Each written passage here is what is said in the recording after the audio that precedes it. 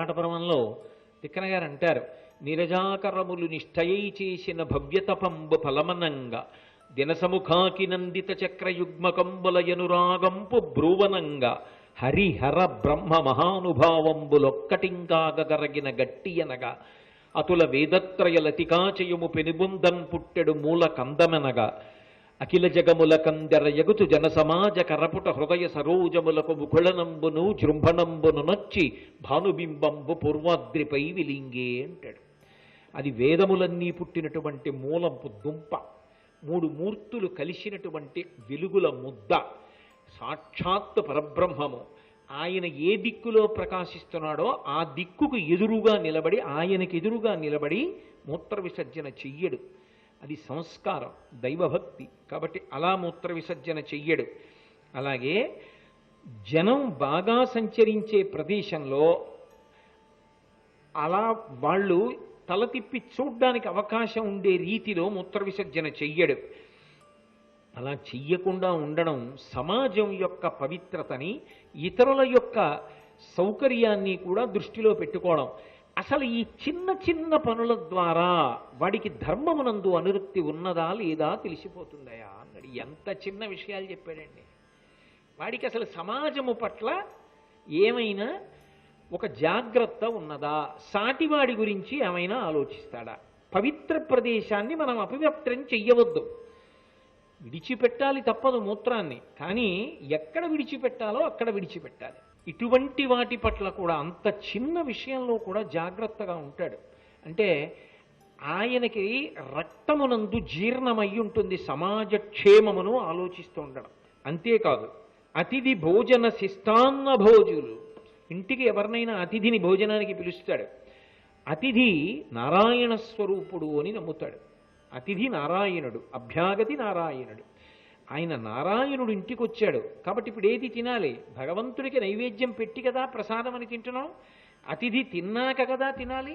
అంతేగాని అతిథికి పెట్టకుండా మనం తిని ఆ ఎంగిలి ఆయనకి ఎలా పెడతాం? కాబట్టి అతిథికి పెట్టి ఆయన తిని త్రేంచి వెళ్ళిపోయిన తరువాత తాను తింటాడు మిగిలినటువంటి శేషాన్ని. అతిథితో కలిసి తినడు, అతిథి కన్నా ముందు తినడు, అతిథి తర్వాత తింటాడు.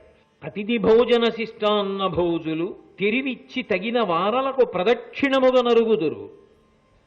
ఆ వెళ్ళేటప్పుడు ఆయన ఎందు ఒక గౌరవం ఉంటుంది. ఆయన కొంతమందికి దారి వదిలేస్తుంటాడు. వాళ్లతో చొరబడడం, ఎవరికి త్రోవ ఇవ్వాలో వాళ్ళకి త్రోవ ఇస్తే వాడు ధర్మాత్ముడు అన్నాడు. ఎంత పెద్ద పెద్ద మాటలండి. 10 మంది గురించి ఆలోచించడం అంటే ఇదే. అయితే శాస్త్రం ఎవరికి త్రోవ ఇవ్వాలని చెప్పిందో తెలుసా? స్త్రీలు ఉన్నారనుకోండి, వాళ్ళని ఇబ్బంది పెట్టకుండా, వాళ్ళు ఏదో చీకటి పడిపోతోంది, వాళ్ళని ఉంచి ముందు వెళ్ళిపోవడం ఇబ్బంది కాబట్టి స్త్రీలు కనబడితే ముందు వాళ్ళని అనుమతించాలి. స్త్రీల పట్ల మర్యాద ఇస్తాడు, చొరబడడం. అంతేకాని వాళ్ళు వెడుతుంటే తాను తోసుకుని వాళ్ళని పక్కకి తోసేసి తాను ముందుకు వెళ్ళడు. మర్యాదతో వాళ్ళు వెళ్ళడానికి చోటిచ్చి ఆగుతాడు. వాడు ధర్మాత్ముడని గుర్తుపట్టు ధర్మరాజా. ఎంత చిన్న చిన్న విషయాలు పట్టుకున్నాడండి భీష్ముడు. అలాగే వృద్ధులుంటారు, వాళ్ళ గురించి ఆలోచించాలి. వాళ్ళ గురించి ఆలోచించకుండా వెళ్ళేవాళ్ళు ఉంటాడు, వాడిని భగవంతుడు ఇష్టపడడం. తిరుమలలో క్యూ కాంప్లెక్స్లో గదులు తెరుస్తారు. పాపం అందులో పెద్దవాళ్ళు ఉంటారు. ఆ పెద్దవాళ్ళు గబగబా పరిగెత్తలేరు వైకుంఠంలో, కొంచెం మిల్లిగా నడుస్తూ ఉంటారు. వాళ్ళని దాటి పరుగులు పెట్టి వెళ్ళిపోతుంటారు. వాళ్ళు పాపం ముందొచ్చి ముందు కూర్చున్నా ఓపిక ఉండదు, గబగబా వెళ్ళలేక వెనక వాళ్ళందరూ వెళ్ళిపోతుంటే ఆ భర్త కొడుకు అమ్మ రామ్మ రామ్మ అంటుంటే ఓపిక లేదు, నడవలేదు. నడవలేక వెనకనున్న వాళ్ళందరూ వెళ్ళిపోతుంటే ఆవిడ ఎంత చిన్నబుచ్చుకుంటుందో. ఏమి నీ తల్లి లాంటిది కాదు? వృద్ధులైతే వెనకాతల నడవలేవు, ఆపేస్తారా? దర్శనం ఇవ్వరా? ఎందుకు ఇవ్వరు? కానీ మనమేమో వృద్ధుల్ని దాటి పరిగెత్తి వెళ్ళిపోయి వెంకటేశ్వర దర్శనం చేస్తే ఆయన మన అనుగ్రహించేస్తాడనుకుంటే భీష్మాచార్యులు వారి దృష్టిలో అది ధర్మమా? కాదు. వృద్ధులు ఎక్కడున్నారో వాళ్ళకి అవకాశం. ఎందుకంటే శరీర పటుత్వము లేదు, అలా తోసేస్తే వాళ్ళు పడిపోతారు. 10 మాటలు అలా జరిగితే ఎక్కడికి వెళ్ళడానికి వాళ్ళు భయపడతారు. వాళ్ళకి ఎలా అవకాశం? నువ్వు పెద్దలని గౌరవించడం సమాజంలో ధర్మానికి పరాకాష్ట. అప్పుడు కదా మనిషి వ్యక్తిత్వానికి గౌరవం. కాబట్టి పెద్దలను గౌరవించాలి. పెద్దలను అంటే వయస్సులో పెద్దలను, జ్ఞానవృద్ధులను. జ్ఞానం ఉన్నవారు ఉంటారు, ధర్మాత్ములు ఉంటారు, వారిని గౌరవించాలి. ఇంటికి వెళ్ళావు, తండ్రి గొప్పవాడు, తండ్రిని గౌరవించాలి, అన్నని గౌరవించాలి, తల్లిని గౌరవించాలి. వదిన ఉంటుంది, ఒక్కొక్కసారి మరిది కన్నా వదిన వయస్సులో చిన్నదై ఉంటుంది. అనేక సందర్భాల్లో మీరు చూస్తుంటారు, వదిన గారి వయస్సు మరిది కన్నా కూడా చిన్నది ఉంటుంది. అయినా కూడా వదిన తల్లితో సమానం. వదినని గౌరవించాలి. వాళ్ళకి ముందు నడిచేటటువంటి అవకాశం కల్పించాలి. అది పెద్దరికం. అటువంటి పెద్దలకి దారి ఇచ్చేవాడు, అంతేకాని తాను చొరబడిపోడు. చొరబడకుండా నిలబడతాడు. ధర్మం అంటే పాటించడం. అలాగే భారవాహులు, బాగా బరువు ఎత్తుకుని వెడుతూ ఉంటారు కొంతమంది. వాళ్ళని ముందు వదిలిపెట్టేస్తారు. ఎవరో పాపం ఆయనకి అంతకన్నా అవకాశం లేక 80 కిలోల బస్తా భుజం మీద పెట్టుకుని ఎడుతుంటాడు. ఆయనకి అడ్డంగా 15 మోటార్ సైకిళ్ళు ఎడితే ఆయన అలాగే పట్టుకుని నించుండిపోవాలా? ఆయన పెద్ద బరువు మోస్తున్నాడు, ఆయన వెళ్ళిపోవడానికి నువ్వు అవకాశం ఇవ్వాలి. అది మర్యాద. ఆ మర్యాద పాటించగలగాలి. బరువు పట్టుకున్న వాడికి ముందు త్రోవ ఇచ్చేసేయాలి. అంతేకాని మనం చొరబడిపోకూడదు. ఈ చిన్న చిన్న వాటిల్లో మనిషిలో ఉన్న ధర్మం తెలుస్తుంది. ధర్మరాజా, అక్కడ పట్టుకోవచ్చు నువ్వు. వాడికి ధర్మం ఎంత వంట పట్టిందో నీకు అర్థమవుతుంది. అలాగే ఆవుల మంద వెడుతోంది, దానికి దారి విడిచిపెట్టాలి. గోవులకు దారి వదిలిపెట్టాలి. బాలురు, చిన్నపిల్లలు వెడుతూ ఉంటారు. చిన్నపిల్లలు వెడుతున్నప్పుడు ఆగిపోవాలి ప్రయత్నపూర్వకంగా. అంతేకాని చిన్నపిల్లలు వెడుతుండగా మనం కూడా వేగంగా వెళ్ళకూడదు. తెల్లవారు లేస్తే చూస్తాం, ఆ వీధుల్లో పిల్లలు అటు ఇటు పరిగెడతారని తెలిసి ఉండి ఎంత వేగంగా వెళ్ళిపోతూ ఉంటారు. తెలియక ఎవరైనా పిల్లాడు ఈ ఇంట్లోంచి ఆ ఇంట్లోకి గబుక్కుని, వాడు అమాయకత్వం తెలియదు, 5 ఏళ్ల పిల్లాడు ఈ ఇంట్లోంచి ఆ ఇంట్లోకి పరిగెత్తపోతే తండ్రి అక్కడ కూర్చుని ఏదో అంటాడు, ఒరే అత్తను అడిగి తీసుకురారా ఒకసారి అంటాడు. వీడు సర్రని పరిగెడతాడు. వాడు 100 కిలోమీటర్ల వేగంతో పెడతాడు ఆ సందుల్లో. ఆపగలడా? ఏమైనా జరిగితే ఆ పిల్లాడికి ఏం మెల్లిగా వెళ్ళలేవా? ఏమిటి ఆ తొందర? ఏమిటి సందుల్లో అంత వేగంగా ద్విచక్ర వాహనాలు నడపడం ఏమిటి? అంటే ఎవడికి వాడికి ఉండాలి క్రమశిక్షణ. బహుశా ట్రాఫిక్ రూల్స్ గురించి కూడా భీష్ముడు ఆ రోజుల్లోనే మాట్లాడాడు. కాబట్టి స్కూల్ జోన్ అని ఇప్పుడు పెడుతున్నామే, వీటన్నింటినీ ట్రాఫిక్ రూల్స్ గురించి అప్పుడు మాట్లాడాడు భీష్మాచార్యుడు అంపశయ్య మీద పడుకొని. పిల్లల విషయంలో జాగ్రత్త లేకపోతే అర్థం లేదు. అలాగే రాజు, నువ్వు ఇంట్లో ఉన్నావు, నాన్నగారు వెడుతున్నారు, దారి ఇవ్వాలి. గురువుగారు ఎడుతున్నారు, దారి ఇవ్వాలి. ఓ కార్యాలయంలో ఉన్నావు, కార్యాలయంలో అధికారి వెడుతున్నాడు, దారి విడిచిపెట్టాలి. ఎక్కడ ఎవరు పెద్దరికంతో ఉంటారో వారు వెడుతున్నప్పుడు స్వచ్ఛందంగా ఆగి దారి విడిచిపెట్టేయాలి. ఎందుకంటే అది విష్ణు అంశ, దానికి ఆ గౌరవం ఇవ్వాలి. వారికి ఆ గౌరవం ఇచ్చి నడిచినప్పుడే మనిషిలో ధర్మం బయటికి వస్తుంది. అందుకని అన్ని వేళలా మనమే గొప్ప అనకూడదు. కాబట్టి అలా నిలబడగలిగితే, అలా దారి ఇస్తే, 2 చాలా ఆతృతతో ఉన్నవాళ్ళు ఉంటారు. బహుశా అండి ఇంతకన్నా ప్రపంచంలో దోషభూయిష్టమైన విషయం ఇంకోటి ఉండదు. అప్పుడు మాట్లాడాడు భీష్ముడు. అంబులెన్సులు వెడుతుంటాయి, లోపల ఉన్నవాడి గుండెలు ఎగిరెగిరి పడుతుంటాయి. ఏ సిలైనో ఆక్సిజన్నో పెట్టి తీసుకెడుతుంటారు. ఇంకొక కిలోమీటర్ దూరంలో హాస్పిటల్ ఉంటుంది. ఆ కుటుంబం అంతా ఆయన మీదే ఆధారపడింది. ఒక్క 10 నిమిషాల్లో వెళ్తే బ్రతుకుతాడు. ఎదురుగుండా వాళ్ళు దారివ్వరు. అలాగే అడ్డంగా వెడుతుంటాడు, అలాగే ఉంటాడు, కానీ వాడు మాత్రం దారివ్వడు. పైన సైరన్ అలా వేస్తూనే ఉంటుంది, ప్రమాదకరమైన స్థితిలో రోగి ఉన్నాడు, దారి విడిచిపెట్టండి అని. వాళ్ళకి ట్రాఫిక్ సిగ్నల్ కూడా లేదు, అది వెళ్ళిపోవచ్చు. మనిషిగా పుట్టినందుకు కనీస గౌరవం. మన సాటి మనిషి వాడెవరో మనకి తెలియదు, కానీ ఆయన భార్య ఏడుస్తోంది, బిడ్డలు ఏడుస్తున్నారు. ఆయన బ్రతకాలని ఎంత తాపత్రయపడుతున్నారో. బ్రతికించడం మన చేతిలో లేదు, కనీసం దారి వదిలిపెట్టగలగడం మన చేతిలో. ఎంత పని మీద ఉన్నా నువ్వు కారు పక్కన పెట్టి అంబులెన్స్కి దారి వదిలిపెట్టాలి. శాంతి పర్వం, అనుశాసనిక పర్వం మనం చదువుకుని మన పిల్లలకి చెప్తే ఉత్తమ పౌరులు తయారవుతారు. ఇంకింతకన్నా సివిక్ సెన్స్ అంటూ ఉంటారే, పౌరధర్మాలు, ఇంకింతకన్నా ఏముంటాయి? భీష్ముడి నోటి వెంట వచ్చిన ప్రతి పద్యం ఒక్కొక్క కోణంలో ఒక్కొక్కలా మాట్లాడతాడు. అసలు సమాజము గురించి ఆలోచించడం, కేరింగ్ ఫర్ ద సొసైటీ అనేటటువంటి దాన్ని భీష్ముడు ద్వాపర యుగంలో అంపశయ్య మీద పడుకుని చెప్పాడు ధర్మరాజుకి. రాజుగా పరిపాలించడం అంటే, ధర్మం నిలబడడం అంటే ఇది ధర్మరాజా. నీ ప్రజలకి ఇది అలవాటు చెయ్యి, దీని గురించి చెప్పించు, ఇవన్నీ బాగా ప్రజలకు అలవాటు పడేటట్టు చెయ్యి. అది నిజమైన అభివృద్ధి. అది లేకుండా వచ్చిన భౌతికమైన అభివృద్ధి కానే కాదు. కాబట్టి అర్హులైన వారికి దారి విడవాలి, పెద్దలైన వారికి ప్రదక్షిణంగా వెళ్ళాలి. ఎవరు పెద్దలైన వారు? అగ్నిహోత్రం ఉంది, దాన్ని కుడి చేతి వైపు ఉండేటట్టుగా వెళ్ళాలి తప్ప దాన్ని ఎడం వైపు ఉండేటట్టుగా వెళ్ళకూడదు. అగ్ని కనపడింది, ప్రదక్షిణంగా వెళ్ళాలి. వృద్ధులు కనపడ్డారు, ప్రదక్షిణంగా వెళ్ళాలి. ఎద్దు కనపడింది, ప్రదక్షిణంగా వెళ్ళాలి. ఆవు కనపడింది, ప్రదక్షిణంగా వెళ్ళాలి. దేవాలయం కనపడింది, ప్రదక్షిణంగా వెళ్ళాలి. దేవుడు ఉత్సవమూర్తి కనపడ్డారు, ప్రదక్షిణంగా వెళ్ళాలి. అలాగే గోశాల కనపడింది, ప్రదక్షిణంగా వెళ్ళాలి. వేదం చదువుకున్న వాళ్ళు కనపడ్డారు, ప్రదక్షిణంగా వెళ్ళాలి. పరమ ధర్మాత్ముడైన ధార్మికుడు కనపడ్డాడు, ప్రదక్షిణంగా వెళ్ళాలి. వృద్ధులు కనపడ్డారు, ప్రదక్షిణంగా వెళ్ళాలి. అలా వెళ్ళాడంటే వాడి మనసులో కొంతమందిని గౌరవిస్తాడు. గౌరవించడం గొప్పతనం, ఎవడినైనా ధిక్కరించడం అన్యాయం, సంస్కార రాహిత్యం. కాబట్టి అలా ఎవడు గౌరవించగలడో, అలా ఎవరు ప్రవర్తించగలడో వాడు ధర్మాత్ముడు. ఎలా మాట్లాడాడండి అసలు మహానుభావుడు! ఎన్ని విషయాలు నేర్పాడండి మనుష్యులకి. ఇది లేనప్పుడు ఎన్ని ఉపవాసాలు చేశావు, ఎన్ని తులసి దళాలెట్టుకు వెళ్ళావు, ఎన్ని మారేడు దళాలెట్టుకు వెళ్ళావు, ఎప్పుడు స్నానం చేశావు, ఎక్కడ స్నానం, ఏమి ఉపయోగం ధర్మరాజా? మనిషి మనసులో మార్పు రావాలి, సమాజం గురించి ఆలోచించాలి. అది నిజమైన ధర్మం సుమా. అప్పుడు మాట్లాడాడు సమాజ సేవ గురించి. కాబట్టి ఒకటి చెయ్యడం ఇంకొకటి చెప్పడం ఉండవు.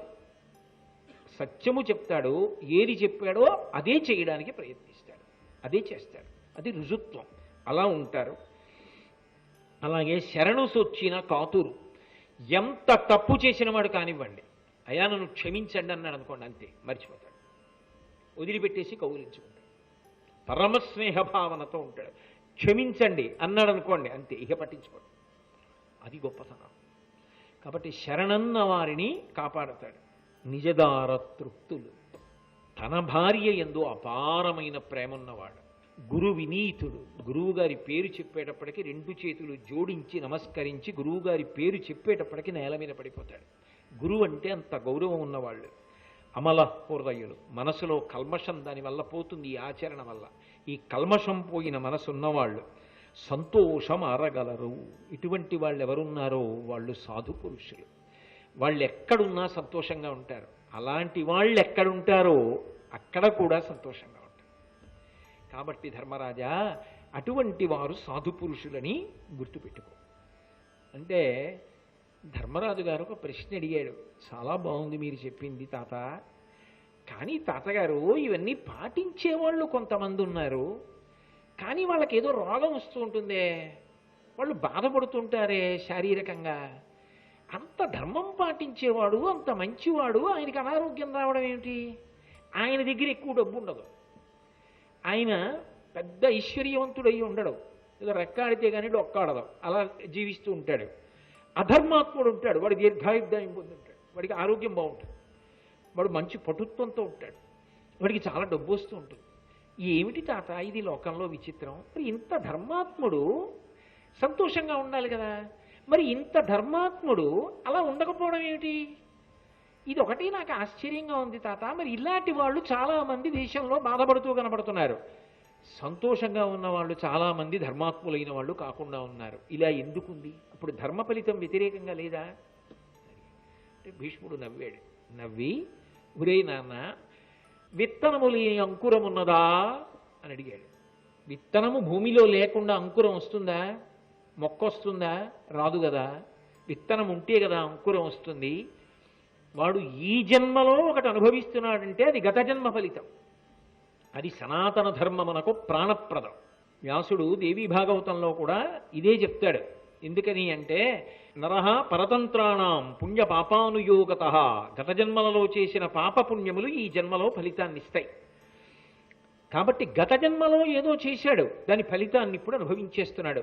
ఏదో అనారోగ్యం వచ్చింది, డబ్బులు లేవు, ఆ బాధ అలా పడుతున్నాడు. కానీ ఈ జన్మలో చేసిన ధర్మం పోతుంది అనుకుంటున్నావా? ఆయన్ని రెండు రకాలుగా కాపాడుతుంది. ఒకటి, ఈ జన్మలో ఆయన ధర్మాత్ముడైన కారణం చేత ఒకానొక స్థితిలో భగవదనుగ్రహం చేత జ్ఞానం పొందాడో ఇవన్నీ పడుతున్నది శరీరం, ఇది నేను కాదని సాక్షిగా నిలబడతాడు. ఆ స్థాయి అనుకరించేది కాదు. ఆ స్థాయిలో ఉన్నవారు దీని క్లేశము తన క్లేశం అనరిక. కాబట్టి అలా జ్ఞానమునకు వెళ్ళిపోతాడనుకోండి, అప్పుడు శరీర బాధకి సాక్షి. రామకృష్ణ పరమహంసకి వచ్చింది రాచపుండు సాక్షి. వివేకానందుడు శరీరాన్ని సాక్షిగా వదిలిపెట్టేశాడు. మహాత్ములైనటువంటి వారు తమ అనారోగ్యానికి, తమ బాధలకు తాము సాక్షిగా ఉండి దానితో తాదాత్మ్యత చెందకుండా ఇది బాధపడుతోంది అని గమనించి చిట్ట చివర ఇది పడిపోతున్నప్పుడు కూడా ఇది పడిపోతోందని తాము సాక్షిగా ఉండిపోతారు. ధర్మానుష్ఠాన బలము చేత జ్ఞానము కలిగి పునరావృత్తిరహిత శాశ్వత శివ సాయుధ్య స్థితిని పొందేస్తారు. కాబట్టి నేను నీకు ఒక మాట చెప్తాను చూడు. సాధులిందియ విభ్రాంతి సంహరింతురు, అఘము తెలిసి ప్రాయశ్చిత్తమాచరింతురు, అప్రకాశంబుగా ధర్మమాచరింతురు, అఖిల భూత దయాళుత్వం అరగలరు. సాధుపురుషులైన వాళ్ళు ఎప్పుడూ కూడా ఇంద్రియముల యొక్క విశృంఖలత్వాన్ని అరికడతారు. అలాగే పాపకర్మలేవి తెలుసుకుని ఆ పాపకర్మలు చెయ్యకుండా ఉంటారు. తాము ఏదైనా మంచి పనులు చేస్తే దాన్ని చాలా రహస్యంగా ఉంచుతారు. అడగక ముందే దానిని చెప్పరు. అడిగిన తరువాత చెప్పవలసి వస్తే తప్పకపోతేనే చెప్తారంతే. అంతేకాని అసలు తాము చేస్తున్న మంచి పనిని తాము చెప్పరు. అన్ని ప్రాణుల పట్ల విశేషమైనటువంటి దయతో ప్రేమతో ఉంటారు. నీకు ఒక మాట చెప్తాను. అటువంటి వారు, అటువంటి ధర్మాత్ములు అలగు తపములు తొలుమేన కలిగనేని విధికి కొనువచ్చునన్నరు విపుల భోగములు, పురాకృత వృద్ధ సేవల ఫలించు బుద్ధి కలిమియు విద్యల బొలుచుటయును. ఒక జన్మలో వాడు పెద్దల్ని సేవించాడు, గురువుగారిని సేవించాడు, తల్లిని సేవించాడు, తండ్రిని సేవించాడు, సమాజంలో పెద్దల్ని సేవించాడు, ఎంతో గౌరవంతో బ్రతికాడు పెద్దల పట్ల. వాడు తర్వాత జన్మలో ఏది పొందుతాడో తెలుసా? గొప్ప విద్యావంతుడు అవుతాడు. ఒకసారి వింటే వచ్చేస్తుంది, ఒకసారి చూస్తే వచ్చేస్తుంది. వాడు అంత గొప్ప ప్రజ్ఞాశాలి అవుతాడు. ఎక్కడి నుంచి వచ్చాయో తెలివితేటలు. అందరికీ అలా ఎందుకు ఉండదు? ఒకే తల్లి కడుపున కవల పిల్లలు ఒకే సమయంలో పుట్టినా ఒకడికి ఉన్న తెలివితేటలు రెండో వాళ్ళకు ఉండవు. ఎందుకు ఉండవు అంటే వాడు జీవుడు గత జన్మలలో ఏది చేశాడో దాని వలన అది ప్రాప్తిస్తుంది. పెద్దల సేవ వలన వచ్చేటటువంటి ఫలితమేమి? అపారమైన తెలివితేటలు, విద్యావంతుడు అవుతాడు. జన్మ పరంపరలలో చేసినటువంటి పాపపుణ్యముల యొక్క ఫలితములు సుఖదుఖములుగా వస్తున్నాయి. నీకు ఈ దుఃఖం వద్దనుకుంటే ఇప్పుడైనా ధర్మం చెయ్యి. అంతేకాని ఇప్పుడు ధర్మాన్ని వదిలిపెడితే శాశ్వతంగా సుఖాన్ని ఉంచుకుంటారని మాత్రం అనలేవు, సాధ్యం కాదు. ధర్మమే శ్రీరామరక్ష. అందుకే వినుము, దానంబు తపమును వృద్ధసేవనము అహింసయు నియత కృత్యములు సర్వజనులకి మహాగుణములు మనమునందు దృఢముగా నిలిపినడుపుము ధీరవర్యా. ధర్మరాజా, ఒక రాజుగా నీ ప్రధాన కర్తవ్యం ఏమిటో తెలుసా? ప్రజల బాగోగులు చూచుట అన్న మాటకు అర్థం ఏమిటో తెలుసా? ఇప్పుడు బాగుండడం కాదు, వాళ్ళు ఎప్పటికీ బాగుండేటట్టు చూడాలి అంటే రాజు ధర్మ ప్రచారమునకు పెద్దపీట వెయ్యాలి.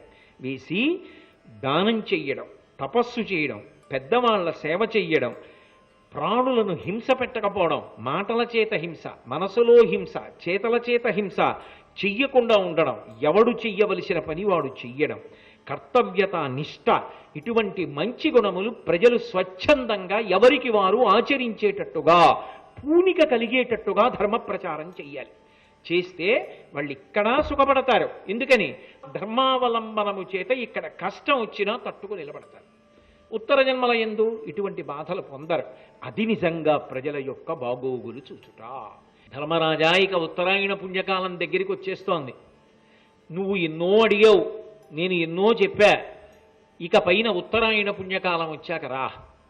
ఆ వచ్చేటప్పుడు నా అంత్యేష్టి సంస్కారానికి నేను వెళ్ళిపోతాను కాబట్టి, నేను వెళ్ళిపోతానంటే శరీరం వదిలిపెట్టేస్తాను కాబట్టి ఉత్తరాయణంలో, అప్పుడు నా శరీరాన్ని దహనం చేయడానికి కావలసిన సంభారములన్నీ పట్టుకుని రా అని పరోక్షంగా ఆజ్ఞాపించాడు. బహుశः నాకు తెలిసినంత వరకు వాంగ్మయంలో ఒక ఊరు వెళ్ళేవాడు ప్రయాణానికి పెట్టె సర్దుకున్నట్టు, ఏదో ఒక అవసరమైన వస్తువుని ఎవరినో తెమ్మన్నట్టు, తాను ప్రాణం ఉత్తరాయణంలో విడిచిపెట్టాలనుకున్నాడు కాబట్టి ఆ ముహూర్తానికి కావలసిన పదార్థాలన్నీ పట్టుకొని ధర్మరాజు గారిని ఆజ్ఞాపించి పంపి ప్రశాంతంగా అంపశయ్య మీద పడుకున్నవాడు భీష్మాచార్యుడు ఒక్కడే.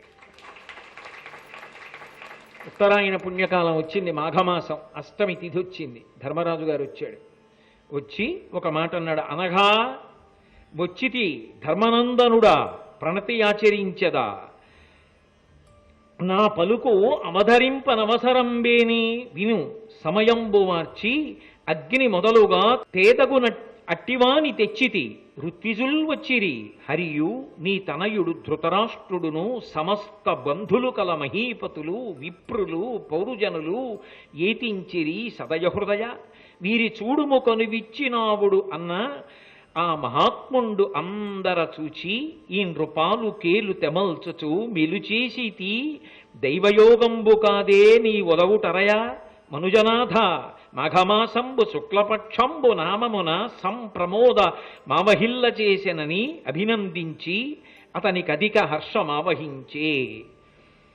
ధర్మరాజు గారు మాఘమాసంలో ఉత్తరాయణ పుణ్యకాలంలో శుక్లపక్షంలో అష్టమి తిథి నాడు ఉత్తరాయణ పుణ్యకాలం వచ్చేసిందని తాతగారి దగ్గరికి వెళ్ళాడు. వెళ్ళి తాతగారి పాదములు పట్టి నమస్కారం చేసి ఆయన కళ్ళు తెరిచాడు. తాత, నువ్వు ఏ సమయం చెప్పావో సమయం ఆసన్నమైంది, నేను వచ్చాను, నేను ధర్మరాజుని. తాత, నాతో పాటు నువ్వు ఆరాధన చేసిన అగ్నిని తీసుకొచ్చాను నీ శరీరాన్ని అంత్యేష్టి సంస్కారం చేసి దహనం చేయడానికి. అలాగే ఈ అంత్యేష్టి సంస్కారం చేసినప్పుడు ఆ క్రియలు నిర్వహించడానికి కావలసిన ఋత్విక్కులందరూ వచ్చారు. శ్రీ మహావిష్ణు స్వరూపమైన కృష్ణ భగవానుడు వచ్చాడు. నీ కొడుకు ధృతరాష్ట్ర మహారాజు భార్యతో కలిసి వచ్చాడు. కుంతీదేవి వచ్చింది. నీ బంధువులందరూ వచ్చారు, రాజులందరూ వచ్చారు. వెళ్ళిపోయిన వాళ్ళు దుర్యోధనాదులు వెళ్ళిపోయారు. మిగిలిన వాళ్ళందరూ వచ్చి నిలబడ్డారు. ఒకవేళ నా మాట వినాలని నీకు అనిపిస్తే నా మాట విను. ఎంత మర్యాదగా మాట్లాడాడో చూడండి. ఒక్కసారి కన్ను విప్పి వాళ్ళందరినీ చూడాలని అనుకుంటున్నావా తాత అని అడిగాడు.